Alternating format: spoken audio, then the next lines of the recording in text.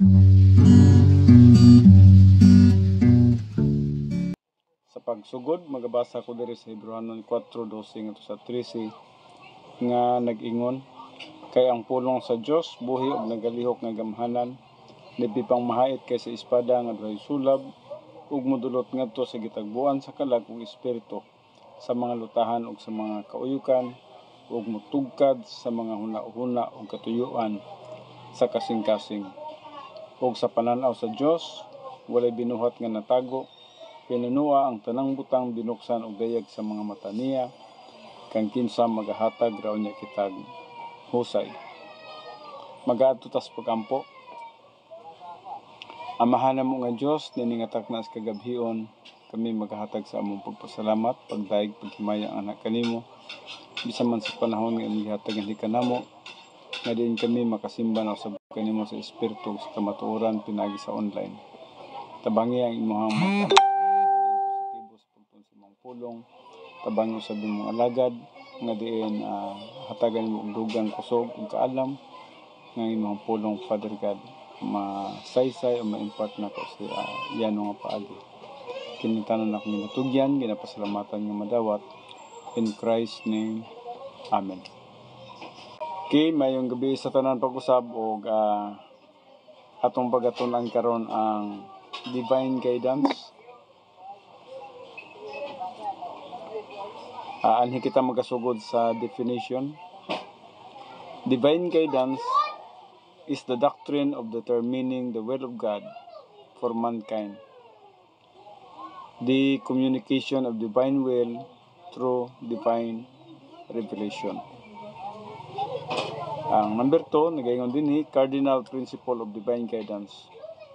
Makita kini siya sa 1 Juan kapitulo 3, 23. Para sa mga dili ang kabubuton sa Dios mao nga ang matag usa magkakaplag og kaluwasan.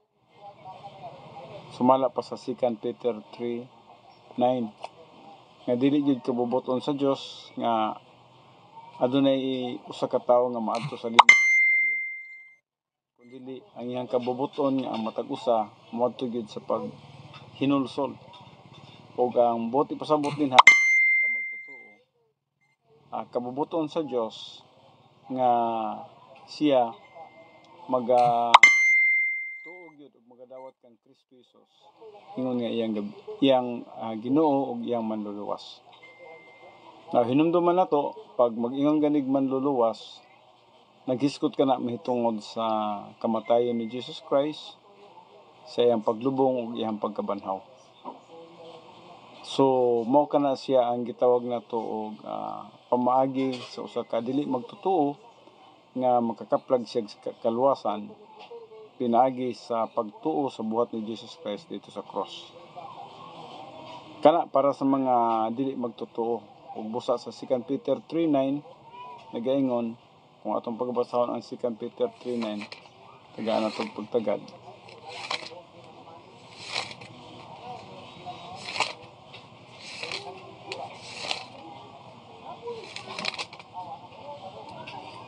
Bahin sa iyang saad, ang Ginoo dili langay-langayan. Niya nang paglangay-langay nga mooy pagsabot sa uban. Hinunua siya mapailubon kaninyo nga wala magtinguha nga adunay mahanaw, kundi nga ang tanan managpakakabot og taas. Yes, maayong gabi day kay Pastor Gister Andoy, kay Igsong Loida Molero o kay Shin Yubapore, no? Bisa man sa mga kaigsuonan sa Grace Christian Church. So diri sa 2 Peter 3:9 atong makita dinhi nga dili gid kabubuton sa Dios nga adunay tawo nga maadto sa linaw nga kalayo. Ang tawo mo'y nagabuot og ngano nga maadto siya sa linaw nga kalayo. Kung dili siya magatuo kang Kristo Jesus, ang pulong sa Dios nagaingon gyud nga padulong gid siya sa linaw nga kalayo. O para kana siya sa gitawag nato mga dili magtotoo, for unbelievers. Now, cardinal principle of divine guidance para sa mga magtotoo. Alang kanato nga mga magtotoo, ang kabubuton gid sa Dios diya sa iyang prinsipyo sa Dios na nga giya nga ang usa ka magtotoo magiging espirituhanon siya.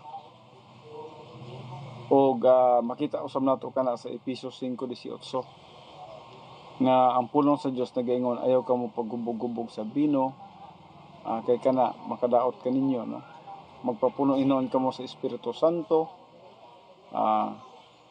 Ang pagpapuno sa Espiritu Santo dinha gikuha kana siya sa gitawag na to Griego nga pinulungan nga pleroo, o na siya sa gitawag na to imperative mood nga ang buti pasabot ang matang usa ka magtotoo ginasugo kita nga diin mapuno kita sa balaang espiritu. Now hinumduman nato mga kaigsuonan, lahi ang pagpapuno sa espiritu ug lahi ang indwelling. Ang indwelling na siya permanente sa sulod sa atong kinabuhi. Apan wala nagpasabot nga na-indwell ta nga filled ta, no? Pwede nga ang balang espiritu nasa sulod sa atong kinabuhi pero nag-grieve siya or na-quench siya. Usa mahimo lamang ang usa ka magtotoo nga filled siya sa dihang nagkinabuhi siya sa pagkamatarong. Ug busa nagaingon din ha, para sa mga magtotoo ang spirituality nga gisgutan diha sa Ephesians 5:18 importante gayud kaayo. Kay sugo kana ni Apostol Pablo. Si Apostol Pablo mismo ang nagsulat niana. Og matud pa din ha sa mga bersikulo, do not get drunk with wine, but instead be filled with the Holy Spirit. So we are commanded to be filled with the Holy Spirit. Gisulat kana siya sa Griego nga pinulungan nga pleroo. Og buti pasabot gisugo kita imperative mode, no? We are commanded by God to be always filled with the Holy Spirit. Sa ako nang gingon, ang pagpapuno sa balang espiritu wala nagpasabot nga nakulangan kitag Espiritu Santo, no? Dili nga na ambot pasabot niya na. Sa dihang nagsulat si Apostol Pablo dinha, nagsulat si Apostol Pablo tungod kay adunay mga magtotoo nga ilang gi-grieve ang Holy Spirit o ilang gi-quench ang balang espiritu. Og busa mingon siya nga instead nga inyong i-grieve ang balang espiritu or i-quench ang balang espiritu sa Ephesians 4:30 o bisan man sa 1 Thessalonians 5:19, be filled with the Holy Spirit. Dapat magpapuno ka mo sa balang espiritu. Ug mo nang gitawag natong spirituality. So lahi ang indwelling, lahi ang feeling. Kaya ang indwelling nahitabo ka na siya sa takna nga mituo ka kang Kristo Jesus. Ang balang espiritu mi-indwelt nga na kanimo. Apan wala nagpasabot nga ang balang espiritu kay ni-indwell nga kanato nga filled kita sa Holy Spirit. Dili permanente nga filled kita. Either gi-quench na to or gi-grieve na to. Kung gi-grieve na to, bisan tinud ang balang espiritu nasa sulod na to, apan dili siya makalihok. Dili ta spiritual kay grave na to or gi-quench na to. Ug mao kanang hinungdan nga gisugo kita ni Apostol Pablo sa Efesios 5:18 nga magpapuno kamo sa balang espiritu. Ang pagpapuno diri sa balang espiritu nga gihisgutan ni Apostol Pablo bot ni ipasabot nga magkinabuhi ikaw nga limpyo sa atubangan sa Dios. Magkinabuhi ikaw nga righteous sa atubangan sa Dios. Mao kana ang bot ipasabot. Dili nagpasabot nga magpapuno og balang espiritu nga ang balang espiritu nagdugang dinhi sa ato ang lawas, no? Dili inana, no? Kay permanent indwelling naman siya. Kundi ang iyang gisgutan din nga parang ang balang espiritu magkalihok sa atong kinabuhi, kinahanglan magkinabuhi kitang matarong. Experientially sanctification ng iyang gisgutan. So morning sa believers, no? Cardinal principle of divine guidance, no? So for unbelievers, salvation.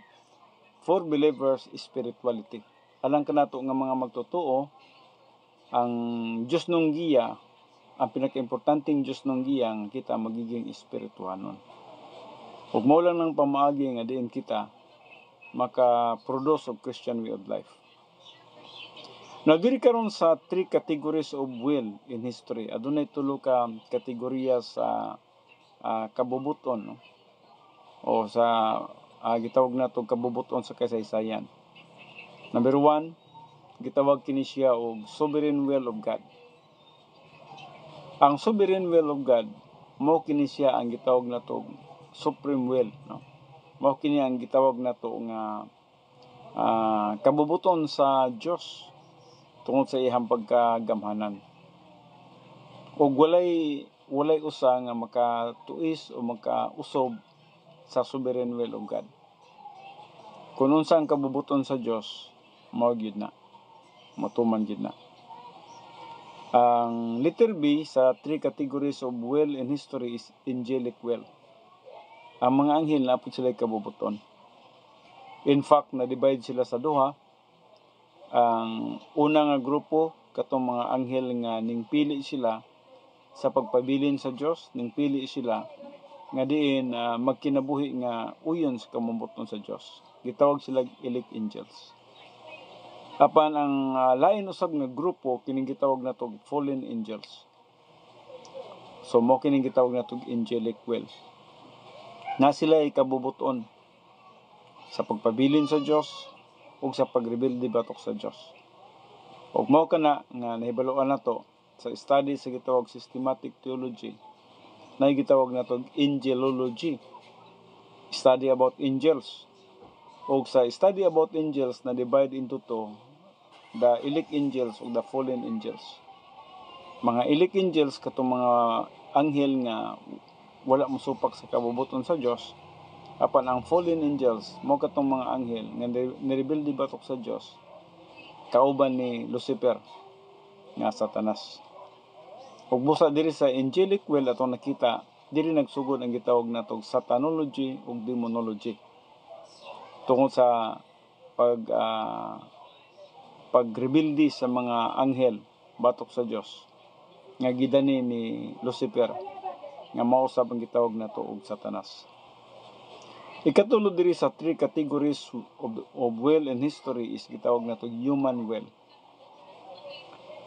Ang matag usa ka magtotoo aduna siya kabubuton. Halimbawa sa atong panahon karon, no? Nakay kabubuton nga pwede ka nga magapaminaw o sa pulong sa Dios o pwede pud ka nga dili magapaminaw sa pulong sa Dios.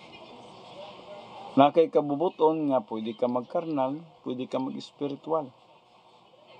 Nakay kabubuton nga gusto nimo ang pleasure o gusto nimo ang spirituality.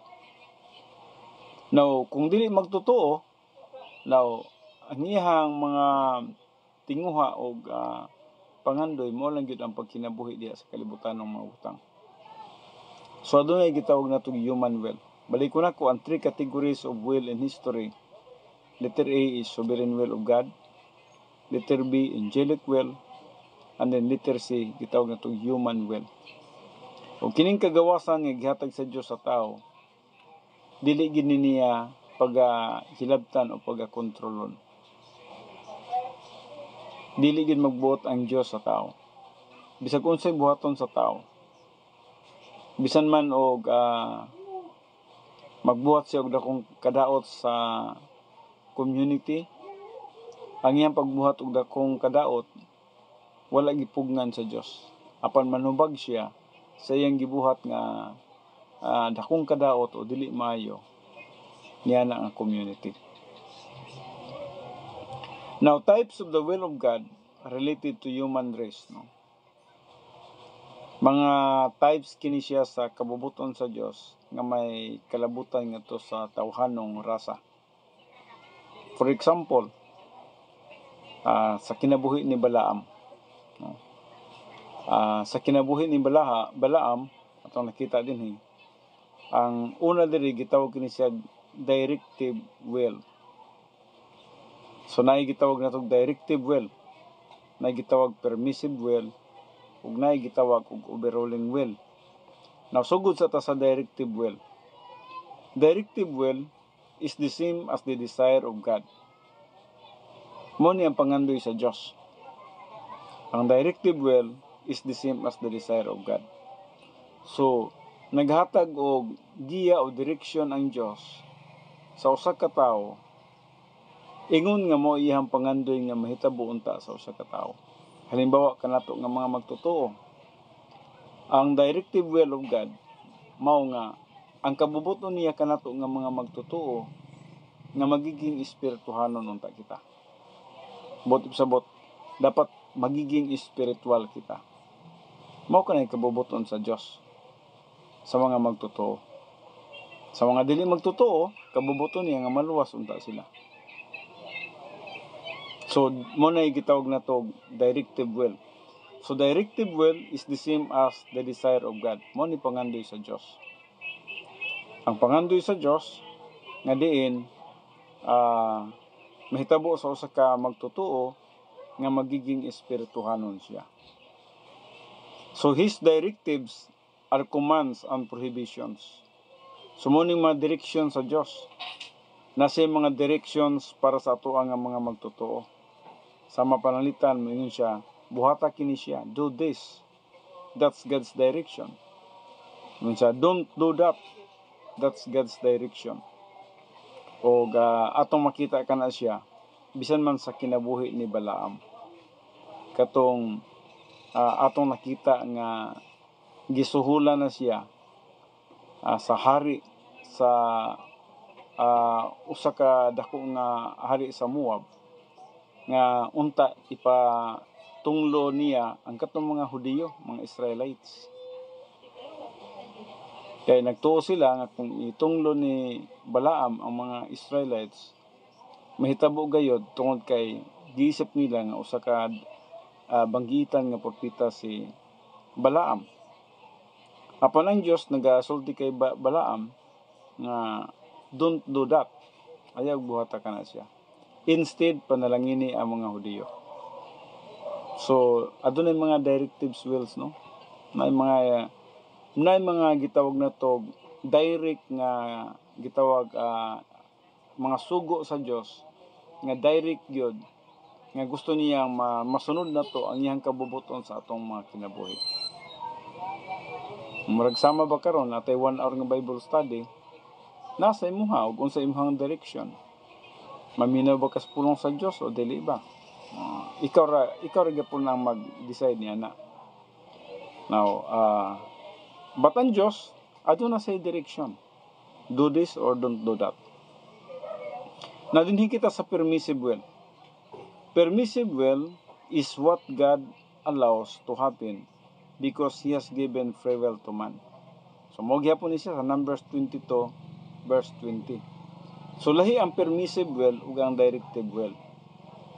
Ang kalainan nila niini mo nga ang directive will mo ni ang desire of God nga mahitabo unta sa usa ka magtotoo.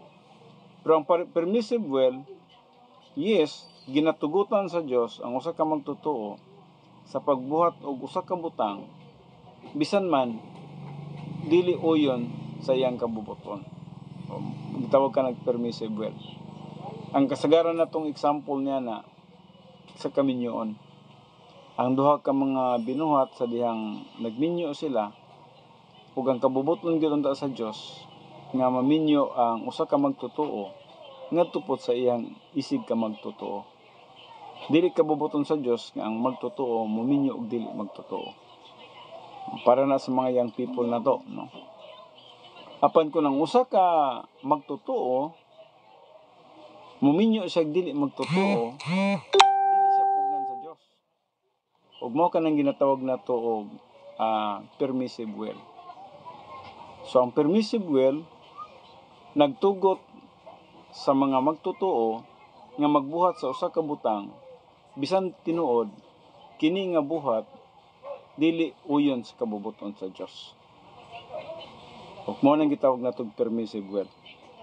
Gitugutan sa Dios. Amay gabi kay Pastor Dani Yaya de no. Yes, atong higala kini siya sa malita. Okay, so ang permissive will, nanata sa permissive will, Ang permissive will is what God allows to happen because He has given free will to man. So naghatag siya og kagawasan sa usa ka tawo. Ang kalainan lang sa directive will ngani sa permissive will mao nga sa directive will ang Dios naghatag gyud og direction, don't do this or do that, no. Samantalang sa permissive will atong nakita ang Dios nagtugot sa usa ka magtotoo sa pagbuhat sa usa ka butang bisan tinuod wala kini siya nauyon diya sa iyahang kabubuton. So mo ning permissive will. Permissive will is what God allows to happen because He has given free will to man. Ang usa ka example nato gihapon ini sa Numbers 22 verse 20. Naghisgot gihapon kini siya may tungod kay Balaam nga dili unta siya padtuon sa Dios aron sa pagtunglo sa mga Hudiyo apan tungod sa iyahang pagkagahigulo gitugutan na lang siya. Apan bisan tinuod gitugutan siya nga makig-uban niadtong mga kagipakuha man lagi ni si Balaam kay ipatunglo sa hari ang mga Hudiyo. Apan atong nakita din nga si Balaam tungod sa kwarta nadani siya sa kwarta ug busa gusto siya nga makakwarta sa iyang kinabuhi gyud kay one night millionaire gud siya ato, no. In fact nakapalit din siya daghang mga yuta sa Midianites, no, after niya nga transaction. So bot niyang pasabot nga gipili gyud ni Balaam nga musuki siya sa kabubuton sa Dios ug madawat niya ang suhol sa maong hari nga si Joab, no. Now atong nakita din gitugutan siya sa Dios, permissive will nga makaadto siya, pero pag abot niya didto ang iyang baba mo gikontrol sa Dios nga dili makasulti sa gitawag nato og pagpanghimaraot sa mga katawhan nga mga Hudiyo. Ang mugawas niya baba mo ang pag-bless na Hinoon, pagpanalangin na Hinoon sa mga Hudiyo. So mo ning gitawag nato permissive will. Og ako na ning gihatag nga example kaganina sama sa mga young people. Nga mga young people ang ilahang decision sa ilahang kaminyoon kung magpili gid sila nga maminyo sila og kanang dili magtotoo, dili na kabubuton sa Dios. Apan ang Dios magatugot kanila niana. Magsuffer sila. Dili pugnan sa Dios ang ilang desisyon sa pagminyo sa dili magtotoo. Apan ang kabubuton gid unta sa Dios nga magminyo sila isig ka magtotoo. Kung pwede mga hamtong nga mga magtotoo. So, pero wala gi-control ang ilang desisyon kay freedom man gid ta. Ug busa gitugutan sila sa Dios ug mao kanang gitawag natong permissive will. Ang literacy kini gitawag natong overruling will. Overruling will is the principle that Jesus Christ controls history. So, sa Numbers 23 na po siya. Atong nakita nga si Jesus Christ controls history. So, bisan mag-unsay mahitabo sa kalibutan, gi-overall gyud ta sa diha ni Kristo Jesus. Si Jesus Christ ang nag-control sa kasaysayan sa kalibutan. Na kung maghisgot control history, naghisgot siya mitungod sa imong kinabuhi. O naghisgot siya mitungod sa akong kinabuhi. Nga akong kinabuhi o ang imong kinabuhi, walay bisan kinsa nga tawo nga makakuha niini kun dili itugot sa Dios. Buot sa buta kun dili itugot sa Dios. Pwede ba atang patyon? Pwede ba atang i-persecute? Pero bisan pag gusto nila tang patyon o gusto tayong i-persecute, kung dili itugot sa Dios, di gina mahitabo. Mahitabo lang na siya kung ang Dios magatugot. Siguro atong nakita nakasunod na po, naka-inline na po sa kabubuton sa Dios nga dinha rig tama ang atong kinabuhi. So busa kung atong pagkatanawon diri sa overruling will of God, ang Dios ang nagabuot sa atong kinabuhi. Mabitaw ng kadaghan niya naghihisgutan din sa Matthew 6, no. Naghihisgot siya metodo din sa langgam, no. Nagbuhat siya og kanang figurative speech. Gihulagway niya ang tao sa mga langgam. Nag-ilustra niya ang langgam.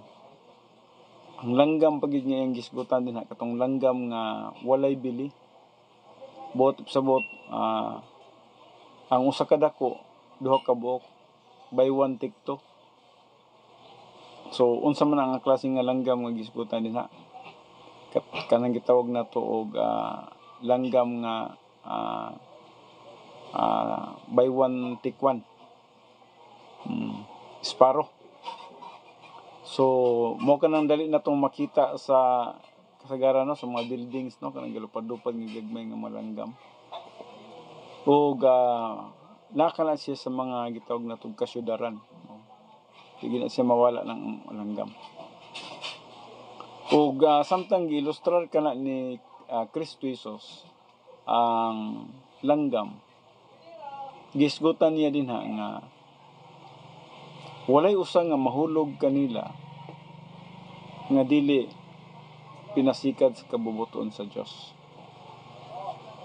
Ang but nga ipasabot nga kung kining langgam nga ang kantidad man lang gani niya is by one take one, sa tupa sa usa ka dako duha ka langgam. Grabe ka brato nga kantidad.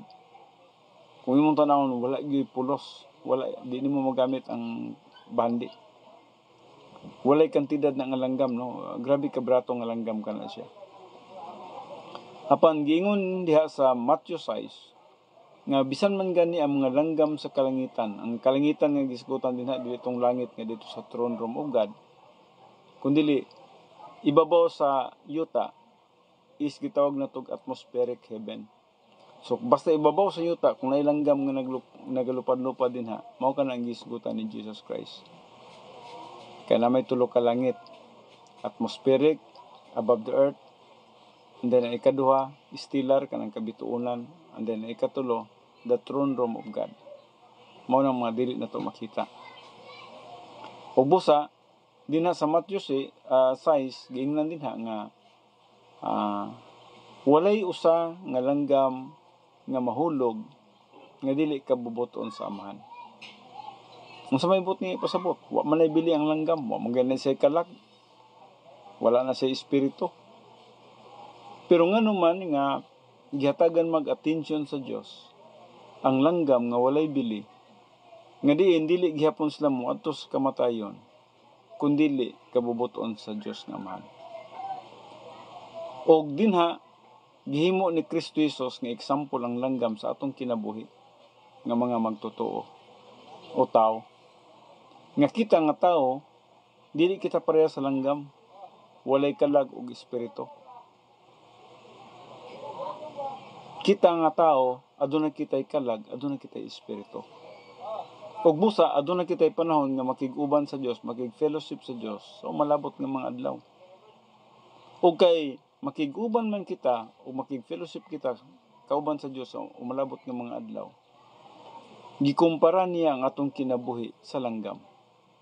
Buot ning ipasabot nga ang langgam mangani nga walay bili, ako mangani silang giatiman.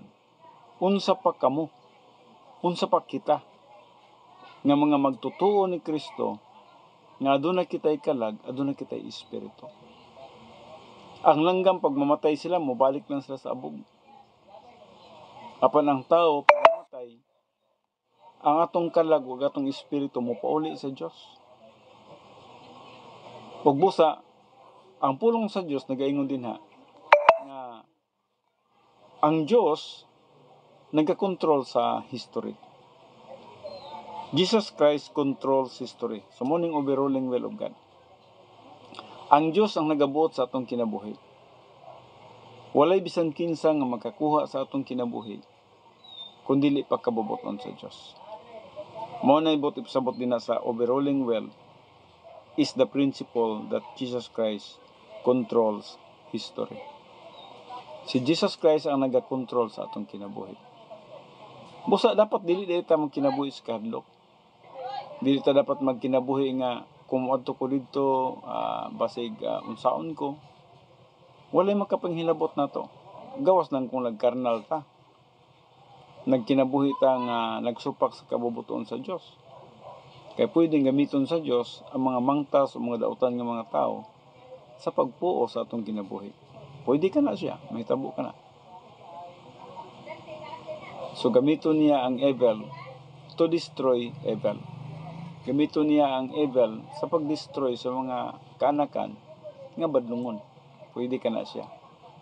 Pero kung nagkinabuhi kita nga matarong, nagsunod kita sa kabubuton sa Dios, wala gid kita dapat kahadlukan.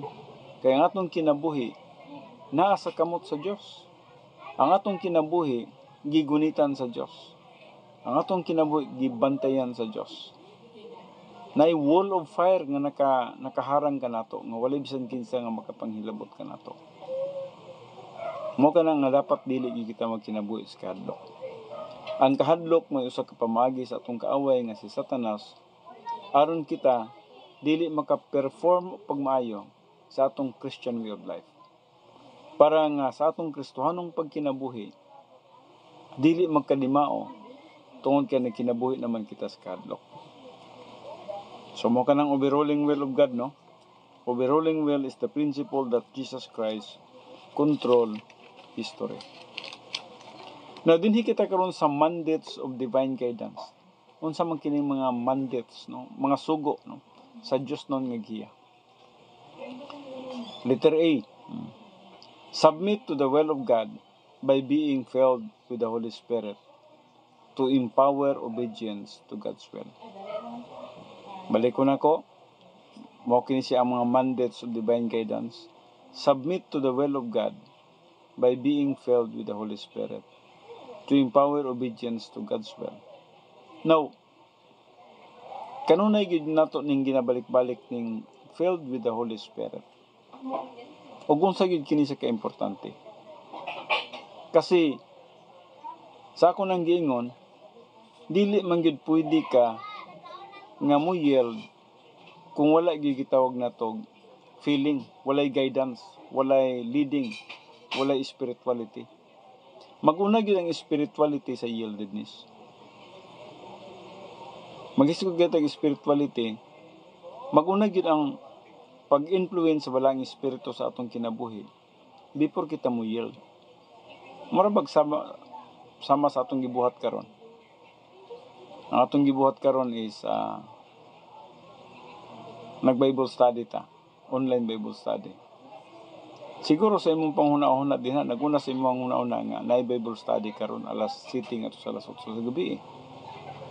Nahibalo ikaw ni ana. Andin sa imong pagkahibalo, tungod kay espirituhanon ka, mingon ka nga mo apil ko niini. O sumo nang ning pasok ka.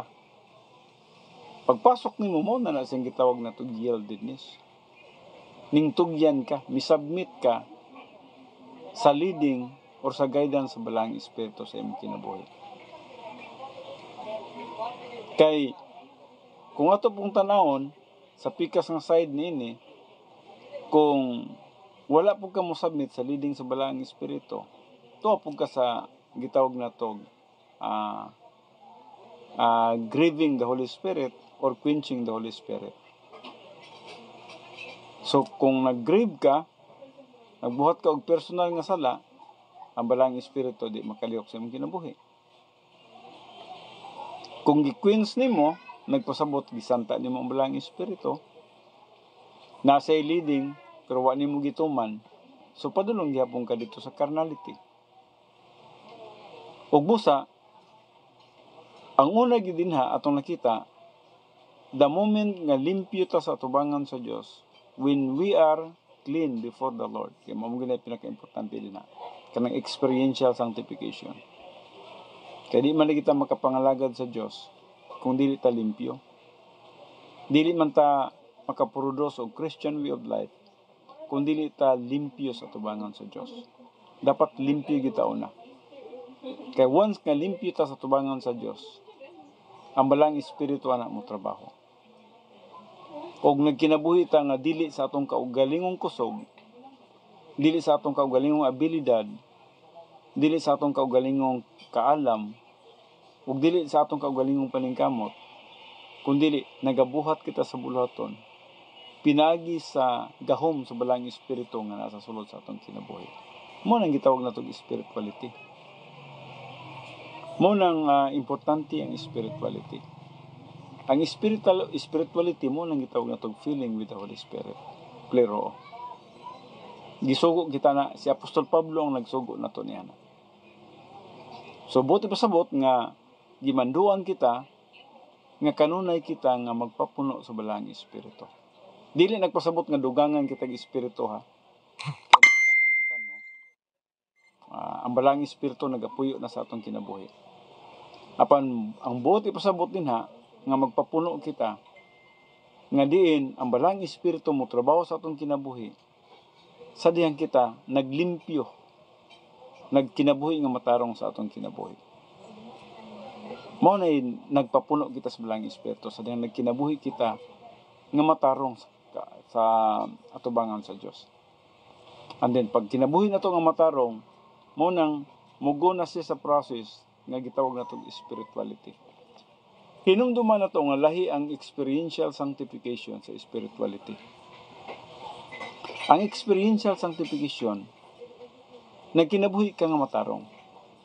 Ang spirituality tungod kay matarong ka, ang balang espiritu nagtrabaho.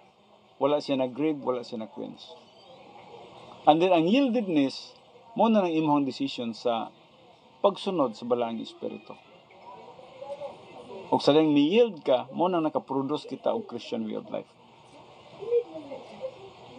So yun na no, submit to the will of God by being filled with the Holy Spirit. Now, just remember, we are commanded by God niya na. Sa Ephesians 5:17-18. Sugo gina siya, imperative mode na siya. Ang pulong pleroo na siya sa imperative mode. Nagisugo kita nga magpa-influensya kita, no. Ang word na magpapuno, no. Magpa-influensya kita sa balang espiritu. Kaya kung dili kita gi-influensya sa balang espiritu, unsa mahitabo? Kinsa nag-influence nato? Ang atong kusog, ang atong kaugalingon, mo yung nag-influensya sa atong kaugalingon, na dili kita makaproduce og Christian way of life. Kaya ang energy of the flesh, makaproduce lang yun siya og old sin nature. Mo nang gikinahanglan nato nga, dapat makaproduce kita og mga butang espirituhanon through the power of the Holy Spirit. Dili ka makaproduce og Christian way of life kung dili ka spirit-filled. Or else, ang nagdumala sa imuha, ang imong kaugalingong paningkamot nga magmatarong ka, self-righteousness, ang imong kaugalingong kusog nga magmatarong ka, o ang imong kaugalingong abilidad nga magmatarong ka, na pinagi niya na, gitawag ka na siya og human good or self-righteousness. So tungod niya na, ang imong production is dili madawat sa tubangan sa Dios. Ang madawat lang sa tubangan sa Dios, katong ang balang espiritu nagtrabaho sa imong kinabuhi, ug misunod ka, misubmit ka. Mo to'y madawat sa tubangan sa Dios. So, mo nang iskutan din sa Ephesians 5:17-18 nga magpapuno kita sa balang espiritu, and then sa Romans 6:13 mutugyan kita, mo submit kita diha sa gitawag nato balang espiritu. And then sa Galatians 5:16 nga mag-walk kita. Walking with the Holy Spirit is equivalent sa gitawag niya ng gitawag tog yieldedness to the Holy Spirit. Parehara na sila, no? Nag-walk ka sa Holy Spirit, nagpasabot nag-yield ka sa Holy Spirit. So yieldedness to the Holy Spirit is gitawag nato as synonym to walking with the Holy Spirit. Kaya di man ka pwede maka-yield nga wala ka nag-walk. Hindi po ka pwede mag-walk nga wala ka nag-yield. So, they are just synonyms. Ang yieldedness to the Holy Spirit ug ang walking with the Holy Spirit, pareha lang na siya. Sa Galatians 5:18 ug sa Galatians 5:16, unang walking with the Holy Spirit, and then ang Roma 6:13, yieldedness to the Holy Spirit. Nawalhi kita sa letter B sa mandates of divine guidance. Sa letter B, know the will of God by accumulating Bible doctrine in the right lobe of the soul. Know the will of God by accumulating Bible doctrine in the right lobe of the soul. Kinahanglan nga masabtan gyud nato ang kabubuton sa Dios. Apan ang kabubuton sa Dios lagi, masabtan lamang nato siya sa dihang nag-accumulate, nagpasabot, nagdaghan, nag-uswag ang mga doktrina nga nasa atong kalag. Nagapuyo diri sa soul streams of consciousness. Nagapuyo diri sa essence of the heart. Katong frame of reference, memory center, categorical doctrine, vocabulary, conscience, momentum, and wisdom. Diri gyud dapat magpuyo ang diri gyud dapat magpuyo ang pulong sa Dios sa atong kalag. Mao lang ning dapita nga diin mabag-o ang atong kinabuhi. Mao lang ning dapita nga mag-operate kita through the power of the Word of God and the power of the Holy Spirit. Word of God nga nagapuyo diri sa atong right lobe of the mentality, mao kanang paggagamiton sa balang espiritu sa pag-apply sa atong kinabuhi sa circumstances of life kada adlaw. Na circumstances ang imong kalag nagaingon nga relax. Na mga pagsulay nagaingon imong kalag nga be patient. Na mga kalisod nagaingon imong kalag faith rich. Na mga taong badlungon nagaingon imong kalag impersonal love. So buti pa sabot ang pulong nga naa diri sa atong kalag mo'y pagagamiton sa balang espiritu nga diin sa dihang ikaw espirituhanon may apply nimo ang pulong sa Dios nga nasa imong kalag. Mao ni siya tinuod nga mao ning dinhi ang tinuod nga changes kinabuhi sa usa ka magtotoo. Ang kausaban sa usa ka magtotoo nga tinuod nga nausab siya tungod sa mga doktrina nga nasa iyang kalag. Ug nga gina-apply niya ang pulong sa Dios sa mga circumstances sa iyang kinabuhi.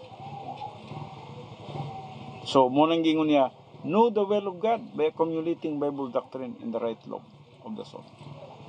Diri sa Roma 12 atong pagbasahon.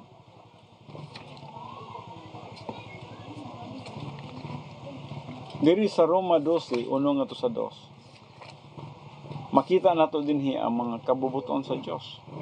Nagaingon dinhi, busa hangyoon ko kamo mga igsoon tungod sa mga kaluoy sa Dios, sa pagtugyan sa inyong mga lawas, ingon nga halad nga buhi, balaan, ug hinangpunon sa Dios. Ang halad nga mao ang inyong espirituhanong pagsimba. Ang mao dining espirituhanong pagsimba. Kining ang atong kinabuhi limpyo, balaan, buhi nga halad sa tubangan sa Dios. Di man gud ka makahalad nga buhi kung aduna kay sala. Dili man gud pwede nga makasimba ka sa Dios nga dili ka balaan. Masay mong huna-huna lang naka sa simbahan, pero wa ka nakasimba sa Dios kung dili ka balaan. Say mong huna-huna karon nga naminaw ka sa pulong sa Dios, balaan ka pero dili di ay kung naisala sa sulod sa imong kinabuhi. Ikaw mismo mahibalo sa imong kaugalingon kung limpyo ba ka sa tubangan sa Dios o dili ba. O wala gyud lain pamaagi niya nga mahimo kitang limpyo sa tubangan sa Dios.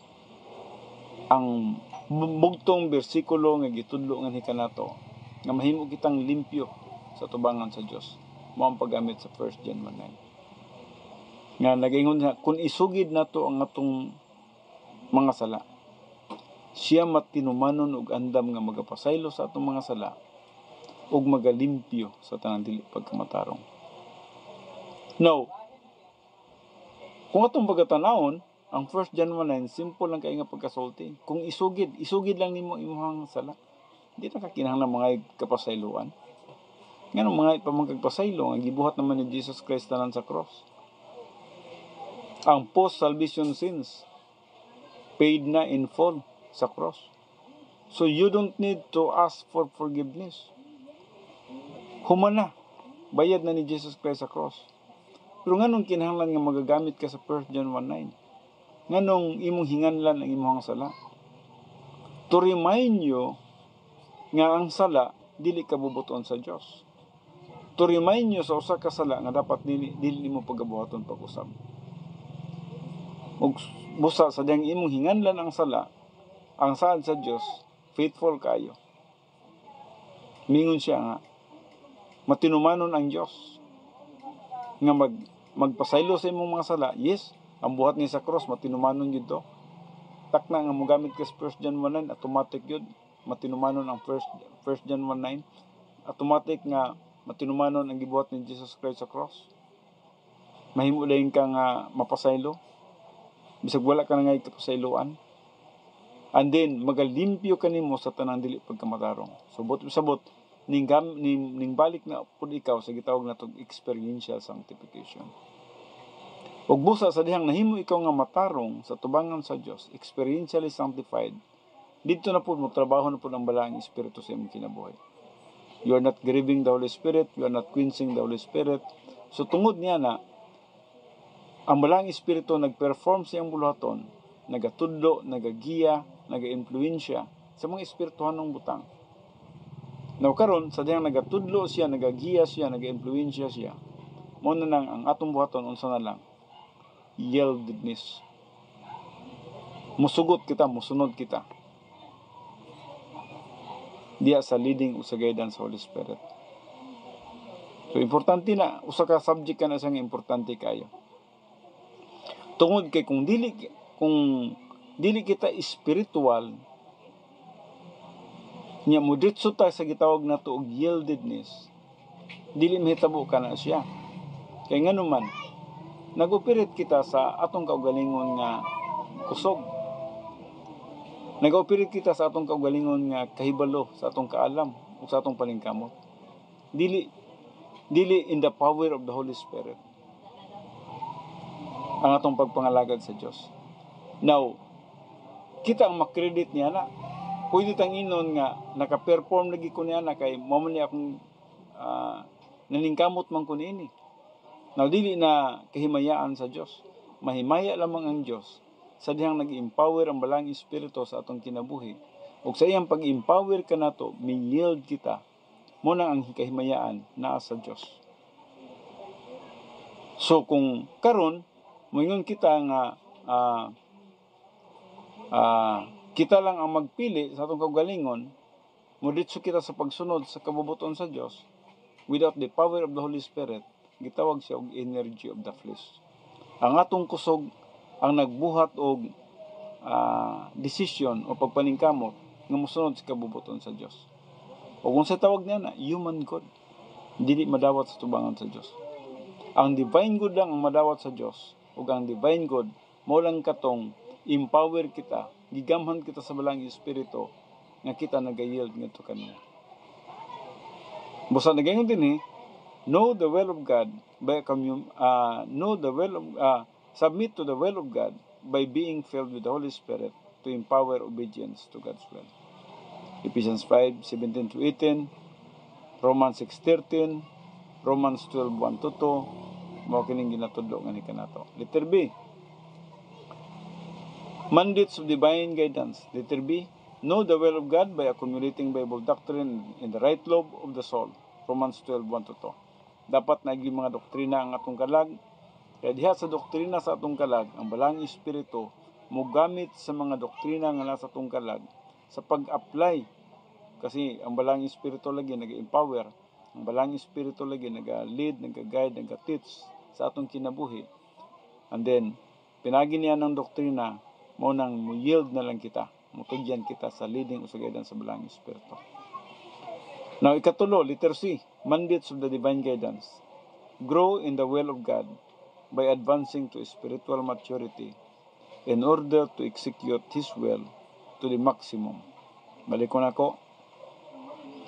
Grow in the will of God by advancing to spiritual maturity in order to execute His will to the maximum. Now, unsa man gining word nga maturity? Nganong kinahanglan magigita nga mag-mature? Nganong kinahanglan magigita nga magtubo ngadto sa pagkamtong? Kasi kung wala gi maturity, kung naa lang gihapon ta sa gitawag nato immaturity, dili kita maka-execute sa kabubuton sa Dios to the maximum. Ang usa ka magtutuo nga bata pagigihapon, mao kana siya nga ang iyang kinabuhi ginagamhan pa sa iyang unod, gigamhan pa sa iyang kusog, sa iyang mga kahibalo. Mao nang naa din ang arrogance. Ang arrogance na din sa gitawag natog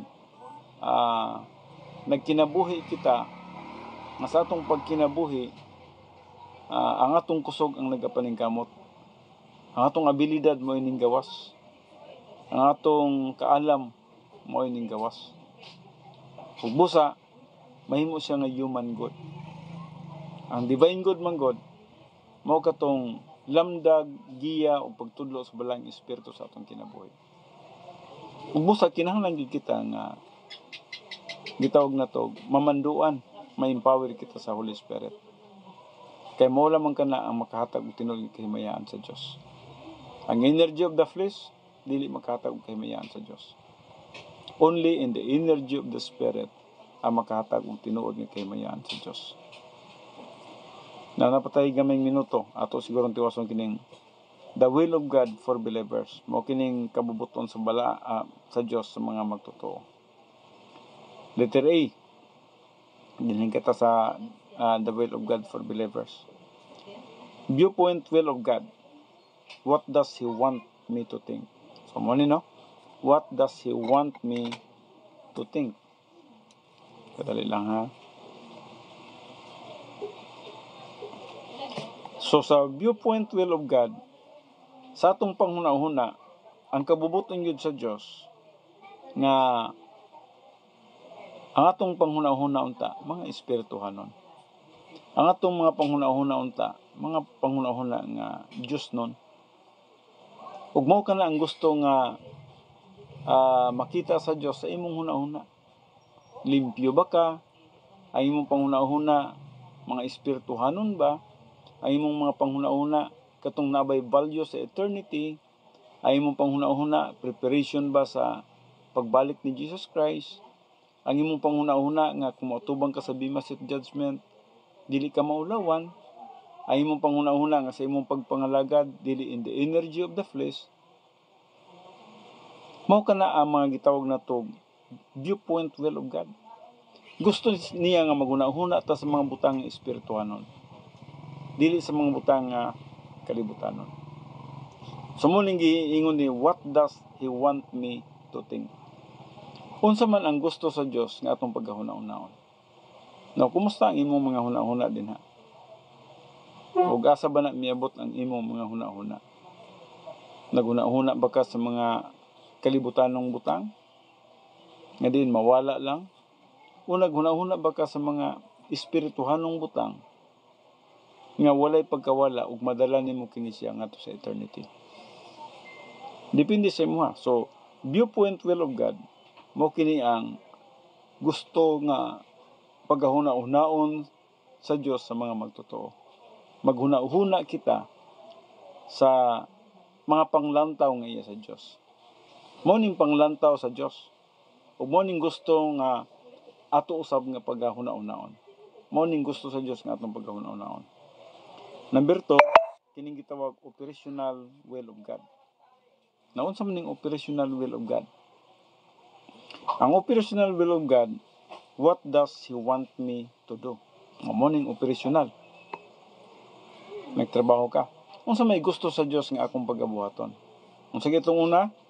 Unsa may gusto sa Dios nga akong huna-hunaon? Naghuna-huna kag mga pleasures kalibutan? Kalibutanon ka, karnal ka. Naghuna-huna ka sa mga butang adunay value sa eternity, espirituhanon ka. Ang kabubuton sa Dios nga maghuna-huna ka sa mga espirituhanong butang. Ikaduha, gusto sa Dios nga magbuhat ka sa mga espirituhanong butang. What does He want me to do? Di ay magtuon ko sa pulong sa Dios karon. Maminaw di ko nini nga kuan karon, nga teacher karon. Maminaw di ko nini nga pastor teacher. Kaya magtudlo na pud siya sa pulong sa Dios karon. So what does He want me to be? What does He want me to do? Unsa may kabubuton sa Dios nga akong pagabuhaton. Bible study, prayer, simba, unsa ba liha. Mao na mga butang kabubuton sa Dios nga atong pagabuhaton. Dili kabubuton sa Dios nga adto ta sa sala, tuwa ta sa kalibutan, tuwa ta sa mga chismisan, tuwa ta sa gitawag natong mga pleasures, kalibutan. Dili kabubuton na sa Dios. Ang kabubuton sa Dios nga magabuhat ta sa mga butang nga espirituhanon. Magabuhat kita sa mga butang nga adunay value sa eternity. And then dinhi kita magatapos sa ikatulo karon. Kining gitawag na to geographical will of God. Ang geographical will of God, meaning where does He want me to be? Where does He want me to be? Asa man gyud ko gusto sa Dios nga magkinabuhi nga iya kong paggagamiton. Mo na ning dapit nga imong pagapuyan. Mayon ka nga, diri lang ko sa Manila. Adto ka sa Manila, pag adto nimo sa Manila, dili day mo ang geographical will of God. Wa gyud lami imong kinabuhi dito. Adto lang ko sa Amerika kay maito kay dato nga nasod. Pag abot nimo sa Amerika, boring day kay dito kay trabaho ra ang kinabuhi sa mga tao. Busy. Dili dito mao ang dapit nga kabubuton sa Dios. So wa ka nagmalipayon dito. Diri ko sa Davao. Diri sa Davao ka. May diri sa Davao kay makapadayon ko sa pagtuon sa pulong sa Dios. So mao dining geographical will of God sa imo ha. Mao ning dapit nga diin kabubuton sa Dios sa imong kinabuhi. Ug diri ka nagagrow, diri ka nagatuon sa pulong sa Dios, nagagrow ka, nagkinabuhi ka nga tinuod nga Kristohanon, empowered by the Holy Spirit. Then nagkinabuhi ka nga nagaproduce og divine good, nag-invest ka og butang na value sa eternity, nag-enjoy ka sa imong spiritual life, nag-enjoy ka sa imong Christian way of life, malipayon ka sa tanan nimong mga higala, ikaw ang pinakamalipayon tungod kay naa ka sa geographical will of God ug nagasunod ka sa kabubuton sa Dios. So mo ning geographical will of God. So the will of God for believers, number 1, viewpoint will of God. What does He want me to think? Mental attitude ni siya, no? Unsa may akong dapat ng hunaon-hunaon. Now, daghan ba kay hunahuna nga mosulod sa atong panghuna-una sa usa ka adlaw? Usay maghuna-huna ka sa mga butang nga diin walay bili, magkabalaka ka, magkaguol ka, magpanik ka, magkaguliyan ka, magkahadlo ka. Dili man na mo ikabubuton gud sa Dios. Ang kabubuton sa Dios nga magmalipayon ka, maghuna-huna ka sa mga butang nga makahatag ka nimo kalipay. Ug ang makahatag nimo kalipay mo lang ang pagkinabuhi nga espirituhanon. So mo nang maghuna-huna kita kanunay sa mga espirituhanong butang. Number 2, operational will of God. Unsa may imong pagabuhaton? Magbuhat ko sa mga butang nga espirituhanon. Magbuhat ko sa mga butang adunay value sa eternity. Unsa man ang naay mga value sa eternity? Magtuon ko sa pulong sa Dios. Siguro magbasa ko ning libro karon. Siguro maminaw ko og mga Bible teacher. Siguro magsimba ko. Magpray ko. Magtabang ko sa akong isig ka tawo. Siguro yun na, no? Operational will of God. What does He want me to do? And then, geographical will of God. Dapat na kasi insaktong dapit. Kaya kung wala kasi insaktong dapit, dili na mo kabubuton sa Diyos imong kinabuhi. Bisag unsa pa imong pagabuhaton dito, kung wala kasi insaktong dapit. Wala kasi insaktong kabubuton sa Diyos nga dapit. If you are not in the geographical will of God, you are not in the will of God. So dapat ang imuhang dapit sa insaktong panahon, nini nga time, nakasinsaktong panahon.